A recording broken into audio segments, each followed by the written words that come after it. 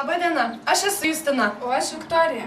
Kas yra asmeninis biudžetas, girdėję yra visi.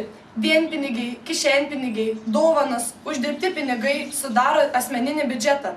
O dauguma paauglių galvoja, kad pinigai padaro juos nepriklausomus.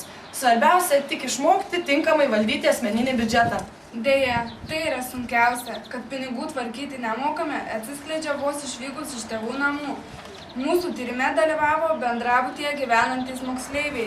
Iš jų sužinojome, kad iš tėvų savaitėje gauna vidutiniškai 50 litų ir dar atsiveža maisto iš namų. Taigi, savaitė prasideda. Pirmadienis.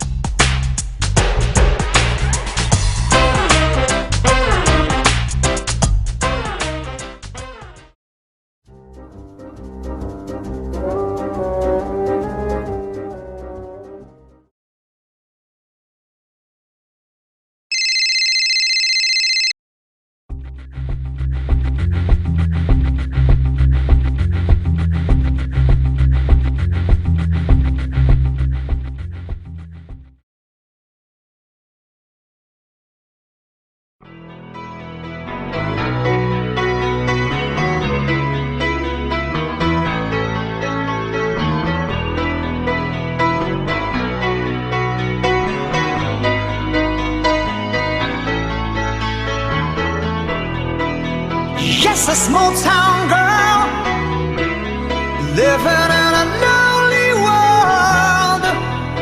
She took the midnight train going anywhere.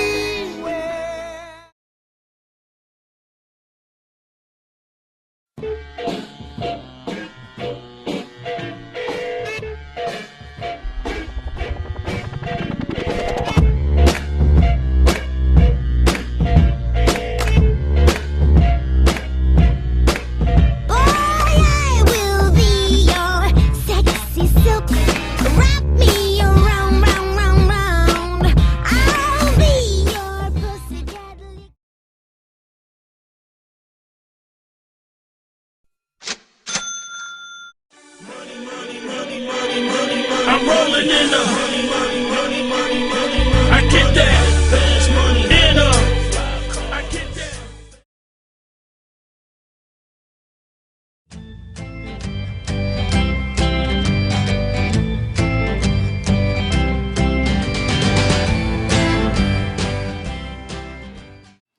Mokėti planuoti asmeninį biudžetą nori daugelis. Respondentai supranta, kad tai tikrai padėtų reguliuoti išlaidas, bet dažnai nugali pagundas nusipirkti nelabai reikalingą daiktą ar papramogauti. Norėdami sužinoti, kad žmonės planuoja asmeninį biudžetą, atlikome apklausą. Paaiškėjo, kad apie asmeninį biudžetą žinoja net 100% apklaustųjų, o kad jis turi būti planuojamas, žinoja tik 66%. Jo visai neplanuoja 42%, o planuoja kartais, bet nesiseka 67%. Ir suaugusieji, ir paaugliai patiria nemažai sunkumų planuodami asmeninį biudžetą. Taigi, apklaustųjų nuomonė neverta tvarkyti biudžeto, nes trūksta laiko, gaila įskirti tokiai veiklai. Reikia būti kruopščiam, tiksliam ir tvarkingam. Pats biudžeto vedimas pinigų kiekio nepadidina. Tačiau apklaustųjų nuomonė, asmeninis biudžetas vis dėlto turi būti tvarkomas, nes patogu ir greita sekti savo pajamas ir išlaidas, planas padeda išvengti klaidų ir suvokti savo galimybės, išmokstama taupyti, tai atrodo tikslinga, įgyjama patirtis, atsiranda motyvacija tai daryti toliau.